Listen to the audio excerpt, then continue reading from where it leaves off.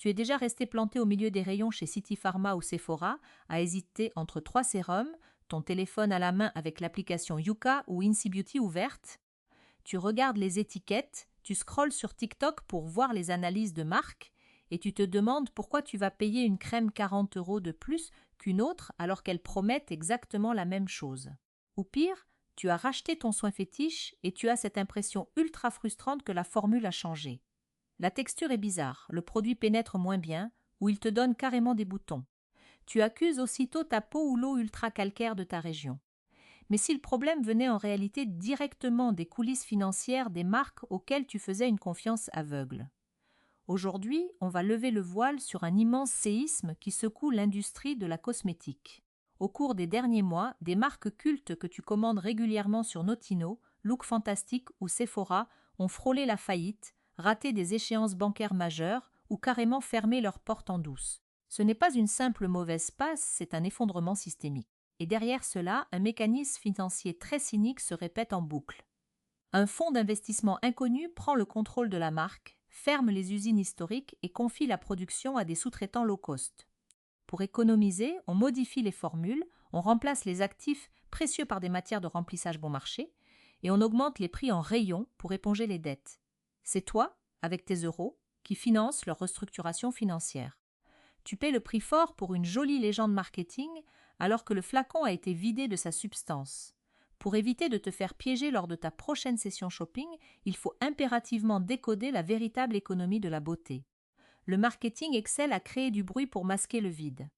Les mentions vendeuses comme naturelles, testées dermatologiquement, hypoallergéniques, ou le fameux sans parabènes utilisé comme une pure distraction, n'ont en fait aucune valeur scientifique ou réglementaire stricte. En France et partout en Europe, la sécurité de tes produits est déjà ultra cadrée par le règlement cosmétique BIL 223/2009 et placée sous la surveillance de l'ANSM. Tout ce qui est vendu légalement est sûr. Ces mots sur les emballages ne sont là que pour t'orienter émotionnellement.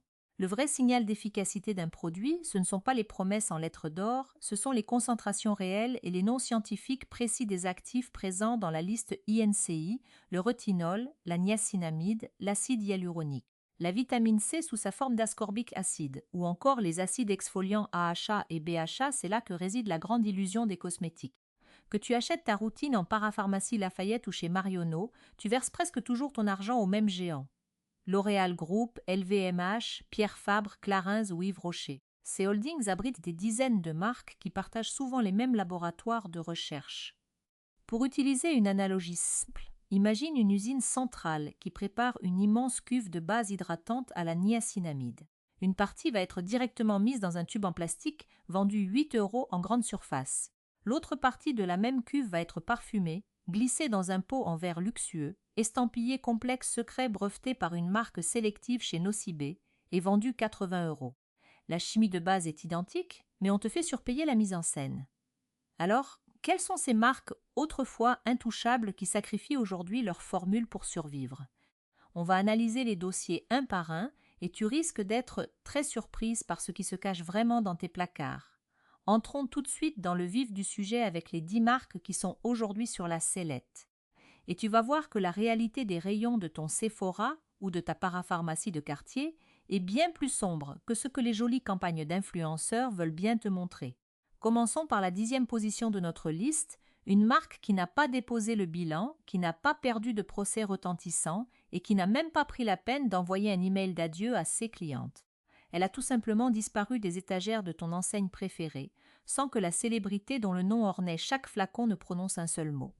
Je te parle d'Honest Beauty, la marque clean et accessible fondée par l'actrice Jessica Alba. Si tu as déjà flâné dans les rayons de chez Nocibé ou commandé sur Amazon.fr, tu as forcément croisé ces packagings épurés. C'était la marque aux multiples récompenses de la presse beauté, présente dans des milliers de points de vente depuis plus de 10 ans. Pourtant, le rideau est tombé dans un silence assourdissant. Pas de communiqué de presse officiel pour le grand public, pas de post de rupture sur Instagram, et une fondatrice qui se mure dans le silence. Sur les réseaux sociaux, des centaines de consommatrices françaises écrivaient sous les publications pour demander pourquoi leur crème hydratante ou leur blush fétiche était constamment en rupture de stock, sans se rendre compte qu'elle parlait à un fantôme. Ce fameux soin à 15 € que ta grande sœur achetait en parapharmacie parce que sa texture rivalisait avec des formules de luxe à 60 € a tout simplement été rayé de la carte. Les présentoirs se sont vidés, le site français est devenu une coquille vide.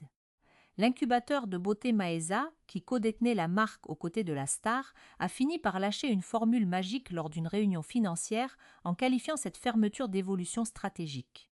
Une évolution stratégique, voilà le mot de passe des financiers. Une marque adorée par des milliers de femmes qui dépensaient leurs euros durement gagnés parce qu'on leur promettait de la transparence, balayée d'un revers de main par un incubateur soutenu par le fonds d'investissement Bain Capital.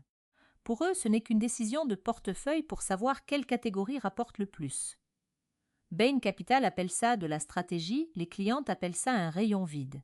Et Jessica Alba, dont toute l'identité publique repose sur l'image de la maman protectrice, accessible et proche de toi, n'a rien dit.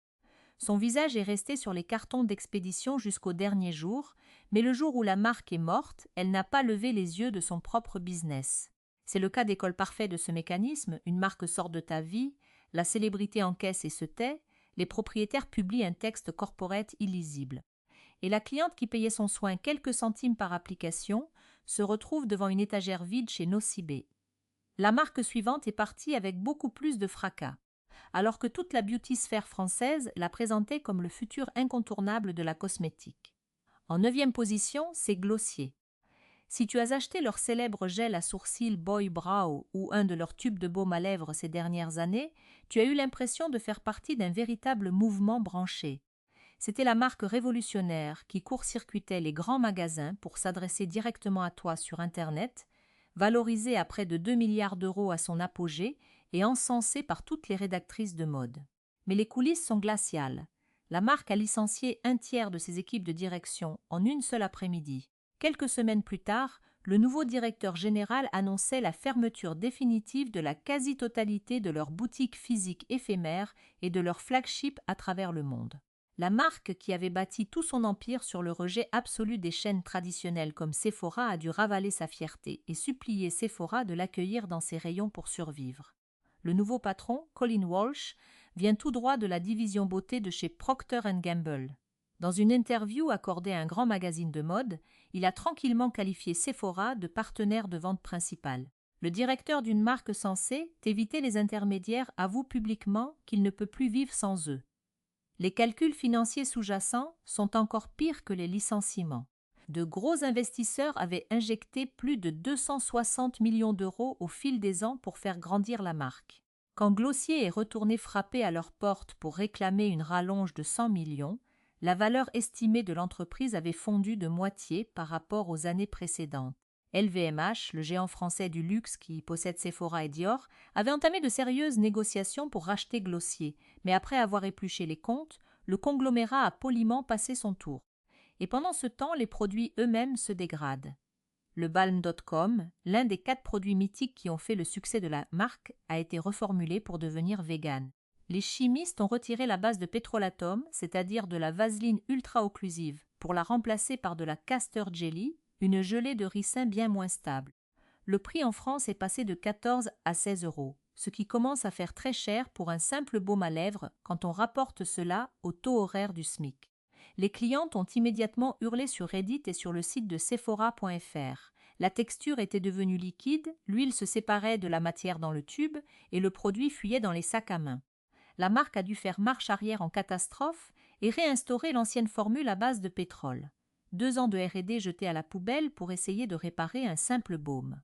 Quand les produits cultes ne fonctionnent plus pour les femmes qui ont bâti ta réputation, ton problème n'est plus seulement bancaire, il est identitaire.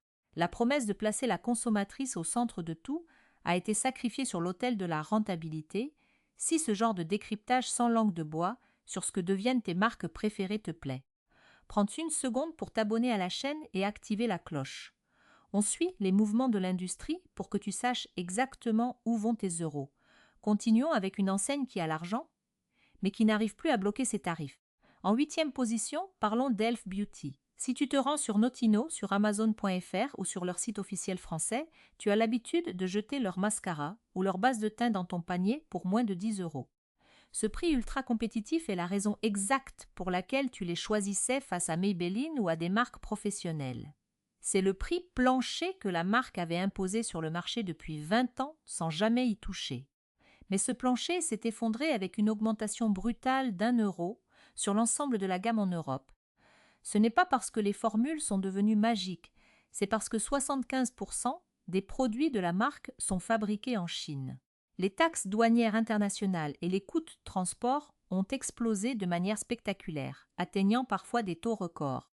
Pendant des semaines, la marque la moins chère du marché a dû payer des taxes qui ont presque triplé le coût de fabrication de ses produits. Le directeur général s'est félicité lors d'une conférence téléphonique d'avoir vu les taxes se stabiliser à un niveau inférieur, simplement parce qu'il venait de traverser une période de pure asphyxie financière. Les dégâts sont visibles partout dans leur bilan, avec des bénéfices en chute libre de 30% sur certains trimestres. Chaque euro de produit coûte plus cher à fabriquer et génère une marge minuscule. La marque a même refusé de donner des prévisions claires à ses propres actionnaires pour la fin de l'année, avouant à demi-mot qu'elle naviguait à vue. Quand les grandes marques de parfumerie devenaient trop chères, tu te tournais vers eux. Désormais, il n'y a plus de trappe de sortie sous la trappe de sortie. Le sol s'est dérobé. Pour être tout à fait clair, les usines chinoises ne rendent pas les formules dangereuses. La marque respecte scrupuleusement les normes européennes et possède la certification Leaping Bunny contre la cruauté animale. D'ailleurs, pour contourner les prochaines taxes, regarde bien l'arrière de tes flacons dans ta salle de bain. La marque est en train de déplacer discrètement une partie de sa production vers la Corée du Sud et l'Italie. Mais le plus cynique dans cette histoire, c'est que pendant que la marque augmentait ses prix d'1 € pour ses clientes au budget serré, elle a dépensé 1 milliard d'euros pour racheter Rhode, la marque de soins de la peau ultra tendance de Hailey Bieber. Les produits Rhode s'achètent entre 20 et 45 € sur Internet. L'entreprise, qui s'est fait connaître grâce à des mascaras à petit prix, vient de claquer une fortune astronomique pour acquérir des glosses à base de peptides vendus au prix fort parce qu'un nom célèbre est écrit sur le tube.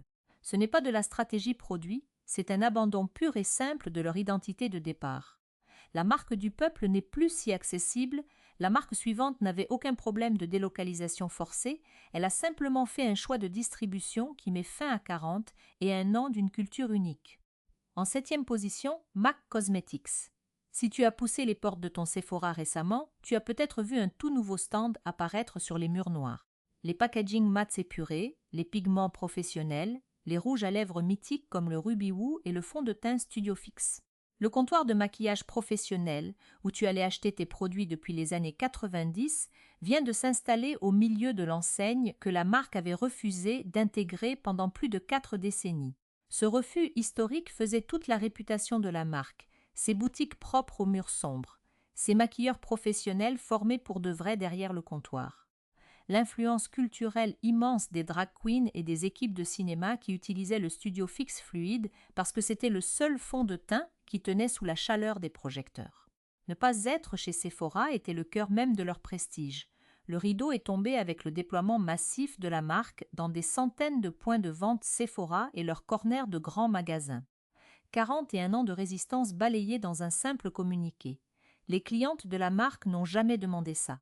La société mère, le mastodonte Estée Lauder, est en train de fermer les boutiques indépendantes de la marque un peu partout dans le monde dans le cadre d'une restructuration globale. La marque avait besoin d'un point de chute pour écouler ses stocks et Sephora était la bouée de sauvetage. Les dirigeants parlent de l'aboutissement d'un partenariat réussi sur les marchés mondiaux, mais lis entre les lignes, ils ont déjà abandonné leurs boutiques propres au Royaume-Uni et au Canada. Et le marché européen continental était le dernier bastion. Ils ont capitulé. Et sous cette capitulation commerciale se cache une trahison technique. La formule du Studio Fix fluide, celle que des milliers de femmes portent tous les jours depuis 10 ou 20 ans, a été modifiée. Même nom, même silhouette de flacon, mais nouvelle formule. Ils ont enfin ajouté une pompe, ils ont marketé ça sous l'appellation Soft Matte et les critiques désastreuses ont immédiatement envahi les forums français et les fiches produits. Les consommatrices expliquent que leur teinte exacte ne correspond plus du tout à l'ancienne. La texture tiraille la peau au fil de la journée, la tenue s'est effondrée et de nombreuses utilisatrices signalent des poussées d'acné, un effet plâtreux et des ridules marquées qui apparaissent sous la lumière du jour. Le propre rapport financier de la maison mère nomme explicitement la faiblesse des ventes des produits pour le teint de la marque comme le principal moteur du déclin de leur division maquillage. Tu modifies le produit sur lequel tes clientes ont basasé leur visage depuis des années, tu déplaces la marque de ces comptoirs dédiés vers un rayon de grande distribution sélective, et tu espères que personne ne remarquera le changement. Ce n'est pas de l'innovation, c'est une entreprise qui monétise tes souvenirs. Le flacon que tu achètes au prix fort de 49 € a la même forme, la même couleur, mais ce n'est plus le même produit. La marque suivante est restée exactement là où elle a toujours été. Mais c'est le comptoir lui-même qui est en train de s'effondrer autour d'elle. En 6e position, Clinique. La femme en blouse blanche qui t'accueille derrière le comptoir des grands magasins ou des grandes parfumeries n'est pas dermatologue. Elle ne l'a jamais été. La toute première personne à avoir enfilé cette blouse en 1968 était Evelyne Lauder, la femme du grand patron de l'époque, qui avait trouvé le nom de la marque lors de vacances à Paris. Tout chez Clinique relève du design de costume. La blouse médicale, l'appareil d'analyse de peau avec ses curseurs en plastique, les emballages verre d'eau très cliniques et le fameux programme en 3 étapes présenté comme une ordonnance médicale.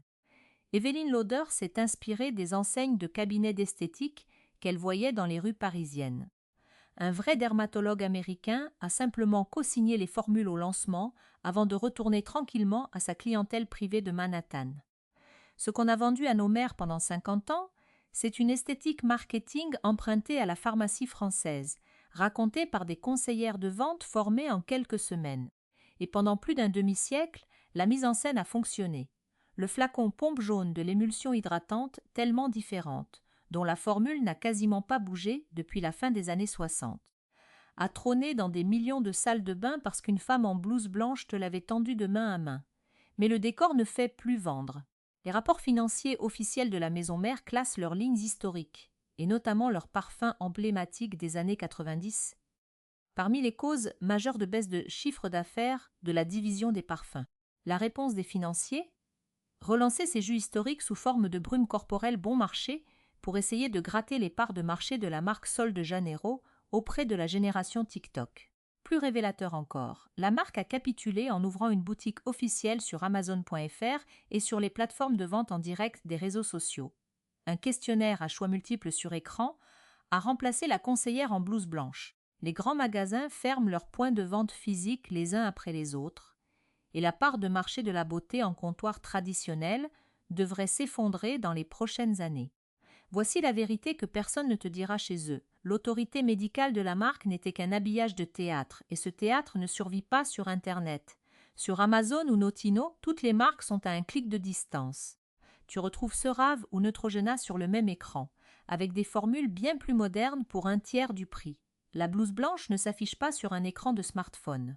Si tu cherches un produit hydratant formulé au cours de notre décennie, le baume hydratant Cerave ou le gel crème Hydro Boost de Neutrogena contiennent tous les deux des céramides et de l'acide hyaluronique. Des ingrédients actifs qui n'existaient même pas dans la cosmétique de grande consommation quand le soin jaune de Clinique a été créé.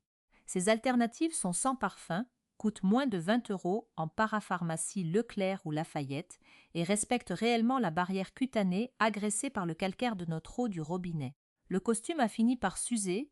La marque suivante, elle, a carrément cessé de vendre son modèle d'origine. Point final. En 5e position, abordons le cas des géants de la vente pyramidale et du marketing de réseau comme Younique. 2 entrepreneurs astucieux inventent un concept, puis ils découvrent rapidement quelque chose de bien plus rentable que les soins de la peau, une pyramide de recrutement. Ces structures recrutent des milliers de femmes à travers la France sous le statut de vendeuses à domicile indépendante pour vendre des cosmétiques à leur cercle d'amis ou à leur famille sur Facebook et Instagram. La valeur de ces entreprises ne réside pas dans la qualité des formules, mais dans le fait d'avoir des dizaines de milliers d'ambassadrices qui paient pour avoir le droit de revendre des produits. Les déclarations de revenus officielles de ces structures de marketing de réseau sont terrifiantes. 90% des conseillères gagnent moins de 200 € par mois. 96% touchent moins de 500 € et près de la moitié ne gagnent strictement rien. Ce système, vendu comme une libération financière et une opportunité d'indépendance pour les femmes, les mères au foyer ou les étudiantes, est un piège où 19 personnes sur 20 ne parviennent même pas à dégager un micro-SMIC. On utilise l'image de la réussite pour recruter une armée de femmes qui paient leur kit d'inscription, paient pour maintenir leur volume de stock mensuel et paient pour assister à des conventions annuelles. Le produit n'est qu'un prétexte pour faire tourner la machine à recruter. C'est exactement ce qui s'est passé avec des produits cultes comme les sérums pour les cils cérézaux, vendus à des prix exorbitants de plus de 100 €. Des plaintes collectives massives ont forcé ces structures américaines à verser des dizaines de millions d'euros d'indemnités pour des produits comme le Lash Boost, un sérum qui contenait de l'isopropyl cloprostenate, un dérivé chimique utilisé à l'origine pour traiter le glaucome oculaire. Les plaignantes accusaient le produit de provoquer une décoloration définitive de l'iris, des irritations oculaires sévères et des œdèmes de la macula. Les entreprises ont payé sans reconnaître leurs responsabilités et continuent de vendre ces formules en modifiant discrètement les avertissements en petits caractères au dos de la boîte. Chute de la paupière supérieure, altération de la couleur des yeux, dysfonctionnement des glandes lacrymales. Et tout cela est toujours vendu comme un simple produit de beauté. Puis la réalité financière a rattrapé ces structures. Les agences de notation ont dégradé leurs notes de crédit après des retards de paiement de dettes massifs. Le 1er septembre, la direction a brutalement mis fin au modèle de vente multiniveau par un simple email. Les conseillères qui avaient passé des années à bâtir leur réseau de vente ont perdu du jour au lendemain chaque euro de commission qu'elles touchaient sur les recrues. Elles ont été basculées d'office vers un simple programme d'affiliation classique avec des commissions ridicules et une taxe annuelle obligatoire juste pour avoir le droit de continuer à vendre les restes de la marque. Le réseau s'est écroulé en une seule notification. La marque en 4e position possède encore ses installations. Mais il n'y a plus personne pour diriger les équipes au sol. Parlons de Revlon. C'est la marque historique de supermarché que tu achètes chez Monoprix ou en parapharmacie Carrefour, celle avec laquelle nos grands-mères se maquillaient déjà dans les années 70. Ces usines historiques faisaient la fierté de la production industrielle. Mais les créanciers ont repris les clés. La marque a déposé des avis de licenciement massifs, balayant des centaines d'ouvriers en plusieurs vagues. Quelques jours seulement après l'annonce, les bâtiments industriels ont été vendus à la hâte à des sociétés d'investissement immobilier de Manhattan, spécialisées dans le rachat opportuniste d'actifs en difficulté. La vente s'est bouclée plus vite que le départ des salariés. C'est la suite logique de leur sortie de faillite. Des milliards d'euros de dettes ont été effacés, mais en échange, 80% du capital de la marque a été transféré à des fonds de crédit anonymes comme Glendon Capital ou King Street. Des noms de financiers qui n'ont jamais vu un tube de rouge à lèvres de leur vie. La nouvelle directrice générale, Michelle Peluso, a été débauchée d'un grand groupe de santé. Dans ses rares interventions médiatiques, elle ne parle que de transformation digitale, d'intelligence artificielle et d'algorithmes de vente. Elle ne dit jamais un mot sur la qualité des formules ou sur les conditions de fabrication des produits que tu appliques sur ta bouche.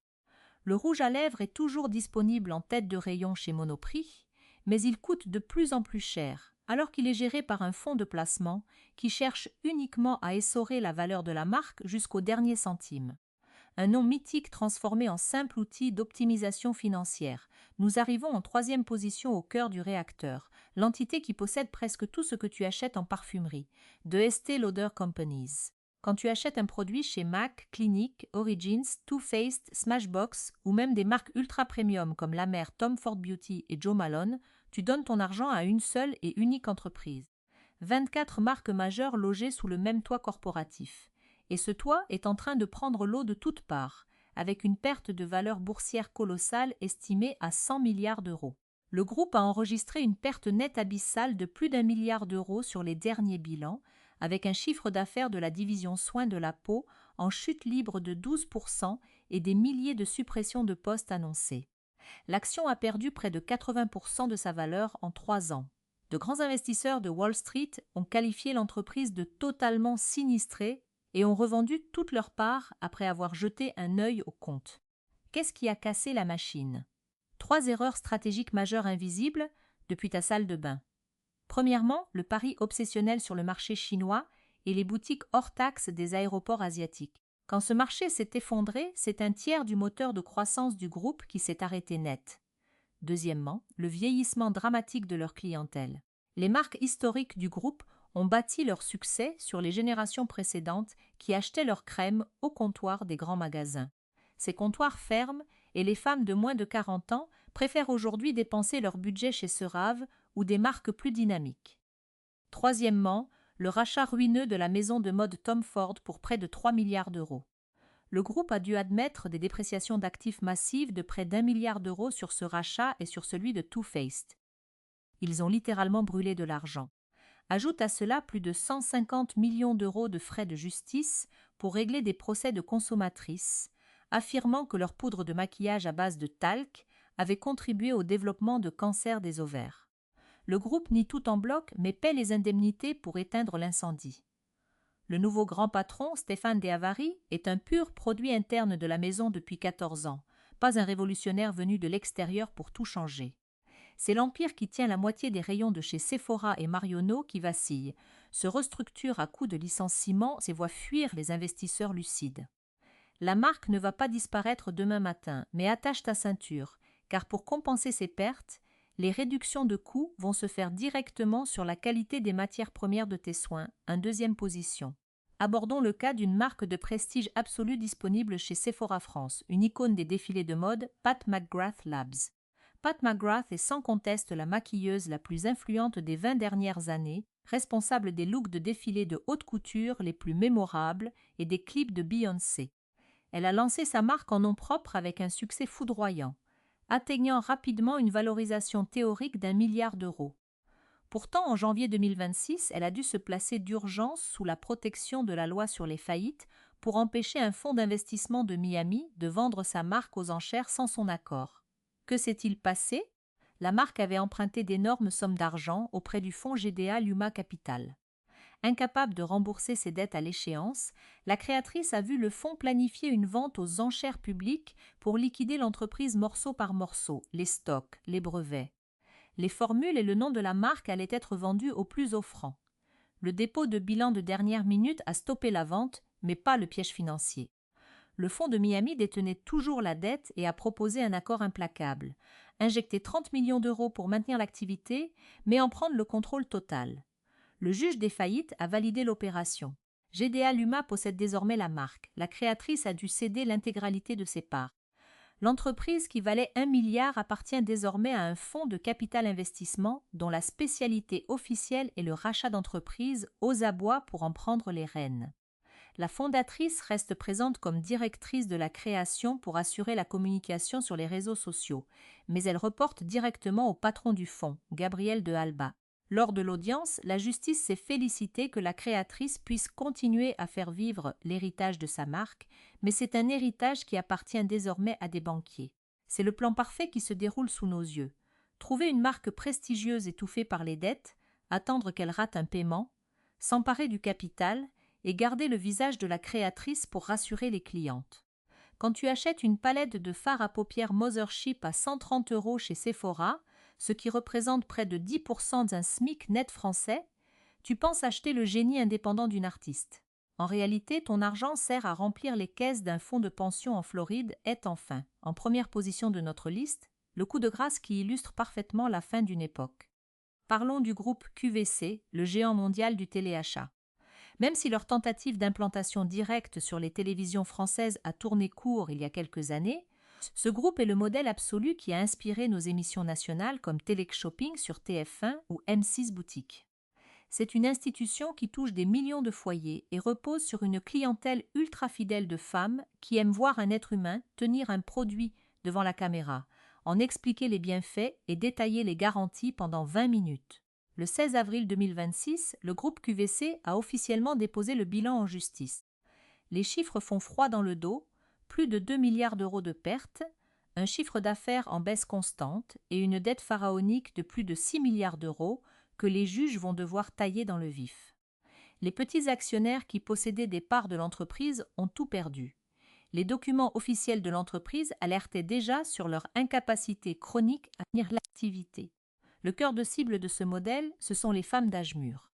C'est exactement la même génération sur laquelle Estée Lauder a bâti son empire d'ailleurs, et que Glossier, MAC ou Elf essaient aujourd'hui de poursuivre désespérément à coups de vidéos rapides sur TikTok ou sur les présentoirs de chez Sephora.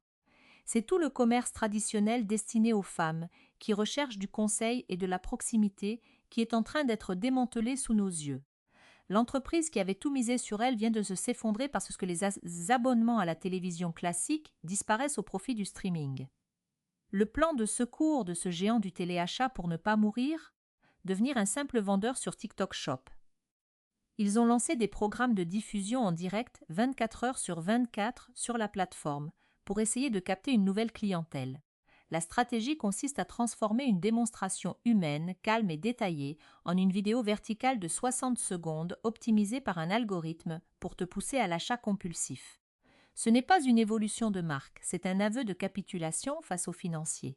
Le fonds d'investissement prend le contrôle, l'usine historique ferme ses portes, la formule devient low cost, le prix en rayon augmente et la fondatrice garde son titre uniquement pour faire joli sur la pochette. Et au milieu de tout ça, des hommes d'affaires dont tu n'as jamais entendu le nom se retrouvent propriétaires du rayon des rouges à lèvres, du rayon des crèmes hydratantes et des canaux de diffusion de tes conseils beauté. Les créanciers possèdent le futur de ta routine et tu vas simplement les regarder modifier tes produits préférés.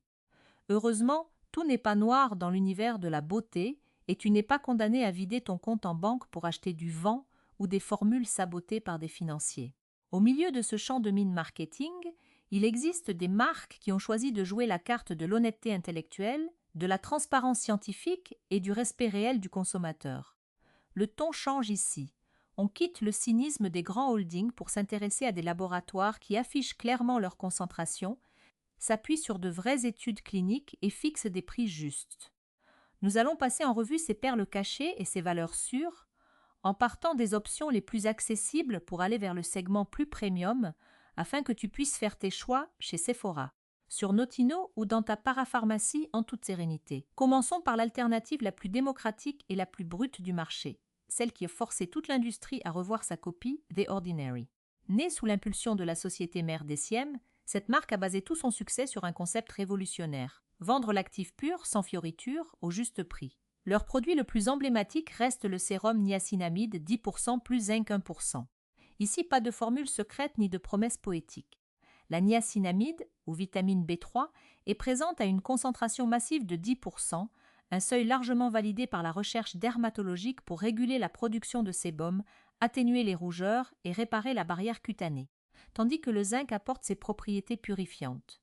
À l'usage, la texture se présente sous la forme d'un gel fluide, totalement dépourvu de parfum synthétique, ce qui lui donne une odeur un peu brute, presque médicale. Dès la première semaine, tu constates une diminution visible de la brillance sur la zone T de ton visage. Après 1 mois d'application quotidienne, le grain de peau est affiné et les imperfections passagères s'estompent. Côté budget, le flacon de 30 ml s'arrête autour de 8,50 € sur sephora.fr ou Look Fantastic. Comme il ne faut que 3 gouttes par utilisation, ton flacon dure facilement 2 mois et demi, ce qui revient à un coût dérisoire de moins de 6 centimes par application. C'est une broutille par rapport au SMIC français et une gifle monumentale pour les sérums de luxe vendus 10 fois plus cher pour un dosage inférieur. Cependant, cette marque a son point faible. La galénique est très basique. Si tu as le malheur d'appliquer ce sérum juste avant une crème trop riche ou un fond de teint à base de silicone, le produit a tendance à pelucher sur la peau, créant des petits résidus désagréables. C'est le prix à payer pour une formule brute sans agent de texture sophistiqué, mais pour les budgets serrés qui cherchent l'efficacité pure. C'est un sans faute. Si tu es prête à commander tes soins sur des marketplaces européennes comme Notino ou des sites spécialisés comme Stilvana, tu dois absolument te tourner vers la cosmétique coréenne et plus particulièrement vers la marque Cosrex. Ce laboratoire est devenu une référence mondiale grâce à sa transparence totale et son utilisation d'ingrédients hautement régénérants. Leur produit star est l'essence Advanced Snail 96 Mucin Power Essence. Contrairement aux marques occidentales qui noient leurs actifs dans 80% d'eau purifiée, ce flacon contient 96% de filtrat de bave d'escargot. Cet ingrédient, scientifiquement appelé Snail Secretion Filtrate, est naturellement riche en allantoïne, en peptides de cuivre et en acide glycolique. Les études cliniques publiées dans les revues de dermatologie internationale confirment ses propriétés exceptionnelles sur la cicatrisation cutanée et la synthèse du collagène. Sur le plan sensoriel, la première utilisation peut surprendre. La texture est extrêmement visqueuse, presque filante, et totalement dénuée de parfum. Mais dès que tu l'étales, la matière fusionne littéralement avec l'épiderme pour laisser un voile de fraîcheur incroyable, sans aucun fini gras. Après une semaine d'utilisation, la peau est gorgée d'eau et après un mois, la barrière cutanée est tellement renforcée que ta peau ne tiraille plus du tout, même si tu habites dans une région où l'eau du robinet est saturée de calcaire agressif. Le flacon généreux de 100 ml coûte environ 22 € sur Notino. 2 pressions suffisent pour tout le visage et le cou. Un seul flacon tient facilement 5 à 6 mois d'usage bicotidien, ce qui ramène le coût à environ 7 centimes par utilisation. C'est le produit idéal pour les peaux déshydratées, échauffées ou abîmées par des traitements anti-acné trop forts. Son seul défaut réside dans sa popularité. Victime de son succès, ce produit subit de nombreuses contrefaçons sur les plateformes non vérifiées comme certains vendeurs tiers d'Amazon.fr. Il faut donc impérativement l'acheter sur des canaux fiables pour s'assurer de l'authenticité de la formule, pour celles qui préfèrent le conseil de proximité et le réseau des parapharmacies françaises. Le laboratoire indépendant SVR est une véritable perle de rigueur d'ingénierie cosmétique. Leur philosophie est simple, proposer des soins hautement dosés pour les peaux les plus sensibles, sans compromis sur la tolérance. Leur ampoule B3 Hydra est un modèle du genre. Ce sérum intègre 5% de niacinamide pur, le dosage exact recommandé par les dermatologues, pour stimuler la production naturelle de céramides de la peau. Associé à 3 types d'acides hyaluroniques de poids moléculaire différents pour hydrater simultanément la surface et les couches plus profondes de l'épiderme. La liste INC est un modèle de minimalisme avec seulement 12 ingrédients, éliminant tout bruit marketing inutile. La texture est un gel fluide riche et enveloppant, très confortable, qui ne contient aucun parfum allergène. Dès la première application, la peau est apaisée et après un mois d'utilisation, les ridules de déshydratation sont visiblement lissées et la peau retrouve sa souplesse. En termes de prix, le flacon compte-gouttes de 30 ml se trouve aux alentours de 33 € dans les grandes parapharmacies comme City Pharma ou Lafayette et grimpe parfois à 38 € dans ta pharmacie de quartier. À raison de 3 gouttes matin et soir, le flacon t'accompagne pendant 3 mois complets, ce qui représente un coût d'environ 18 centimes par application. C'est un investissement ultra cohérent pour un produit de qualité médicale fabriqué localement en France. Le point faible à noter est sa texture légèrement collante pendant les 2 minutes qui suivent l'application. Il faut bien masser le produit et attendre un court instant avant de sceller l'hydratation avec ta crème de jour, sous peine de ressentir un léger effet ventouse, infin. Si nous montons vers le segment plus premium, mais toujours guidé par une honnêteté scientifique implacable, la marque Paula's Choice s'impose d'elle-même. Fondée par une ancienne journaliste et militante de la transparence cosmétique, cette enseigne refuse les promesses miracles et mise tout sur des formules d'une efficacité redoutable. Leur produit culte universel est la lotion Skin Perfecting 2% BHA Liquid Exfoliant, disponible sur leur site officiel et sur Look Fantastic. Ce produit renferme exactement 2% d'acide salicylique, un acide bêta-hydroxy BHA qui présente la particularité unique d'être liposoluble. Contrairement au AHA qui reste en surface, le BHA pénètre à l'intérieur des pores pour dissoudre les bouchons de sébum et éliminer les cellules mortes. La formule est calibrée à un pH optimal situé entre 3,2 et 3,8 pour garantir une efficacité maximale sans décaper la peau, et elle est enrichie en extrait de thé vert pour calmer l'inflammation. La texture est un liquide fluide comme de l'eau que tu t'appliques directement au doigt après le nettoyage. L'odeur est neutre, presque technique. Après une semaine, les points noirs commencent à s'autodétruire et le teint gagne en clarté. Après un mois, le grain de peau est totalement métamorphosé, les pores sont resserrés et les microkystes sous-cutanés ont disparu. Le grand flacon de 118 ml affiche un tarif de 49 €, ce qui représente une somme conséquente par rapport au budget mensuel moyen d'une Française. Mais la réalité de l'utilisation remet les pendules à l'heure. En l'appliquant 3 fois par semaine à l'aide de quelques gouttes au creux de la main, ce flacon dure entre 7 et 8 mois. Le coût revient ainsi à environ 20 centimes par utilisation. C'est une excellente affaire pour un produit exfoliant qui remplace avantageusement les gommages à grains irritants et les rendez-vous coûteux en institut. Son point faible reste sa puissance, les peaux très fines ou sujettes à la couperose devront l'introduire très progressivement, une seule fois par semaine au départ, pour éviter une irritation de surface. Et l'application d'une protection solaire le lendemain matin est obligatoire. C'est le choix idéal pour celles qui ont des problématiques persistantes de texture de peau et de pores obstrués et qui veulent un produit qui délivre de vrais résultats cliniques. Maintenant que tu connais les coulisses financières de ces géants de la beauté, comment tu peux faire pour ne plus te faire piéger, la prochaine fois que tu te retrouves dans les rayons de ta parapharmacie de quartier ou en train de remplir ton panier sur Notino. C'est très simple, tu dois appliquer des règles strictes et systématiques. La première, c'est de complètement ignorer la face avant du packaging. Tourne le flacon et va directement lire la liste INCI. C'est l'unique vérité légale du produit. Regarde attentivement les 5 premiers ingrédients, car ils représentent généralement plus de 80% de la formule totale. Si une marque te bombarde de publicité sur les bienfaits miraculeux du rétinol ou de la vitamine C, mais que cet actif se trouve relégué tout à la fin de la liste. Juste après les conservateurs comme le phénoxyéthanol, qui est pourtant limité à 1% maximum en Europe, fuis immédiatement. Tu es en train de payer de l'eau et de la glycérine au prix fort. Les termes flous comme complexe secret ou formule brevetée sans aucun pourcentage affiché sont des signaux d'alarme absolue. A l'inverse, une marque honnête affichera fièrement ses concentrations exactes en niacinamide ou en acide hyaluronique. Pour t'aider en magasin, dégaine ton téléphone et utilise les applications Yuka ou INC Beauty. Elles sont d'excellents outils pour décoder instantanément les compositions cachées sous des termes scientifiques complexes. Mais attention, garde ton esprit critique. Une excellente note verte sur Yuka signifie simplement que le produit est sans danger pour la santé, cela ne garantit pas du tout son efficacité sur tes imperfections ou tes ridules. Enfin, sois d'une vigilance extrême face aux prix trop beaux pour être vrais sur les marketplaces comme Amazon.fr ou Cdiscount. Les contrefaçons de cosmétiques coréens ou de soins premium pullulent via des vendeurs tiers non vérifiés. Privilégie toujours les circuits officiels comme Look Fantastic, Sephora ou les parapharmacies reconnues pour éviter d'appliquer des formules douteuses sur ta peau, surtout si elle est déjà fragilisée par le calcaire agressif de notre eau courante. Il est temps d'opérer un vrai changement de mentalité. Tu devais arrêter de payer pour le poids d'un pot en verre luxueux, pour le salaire d'une égérie hollywoodienne ou pour les tapis épais d'une boutique sélective. Quand tu achètes un soin, tu achètes de la chimie et de la biologie cutanée, pas un statut social ni une jolie légende marketing. Un bon actif bien formulé ne coûte que quelques euros à produire. Tout le reste, c'est du vent pour satisfaire les fonds de pension de Floride ou de New York qui ont racheté tes marques préférées. Merci d'avoir suivi cette enquête jusqu'au bout. Si ce travail de décryptage t'a aidé à y voir plus clair, partage cette vidéo autour de toi.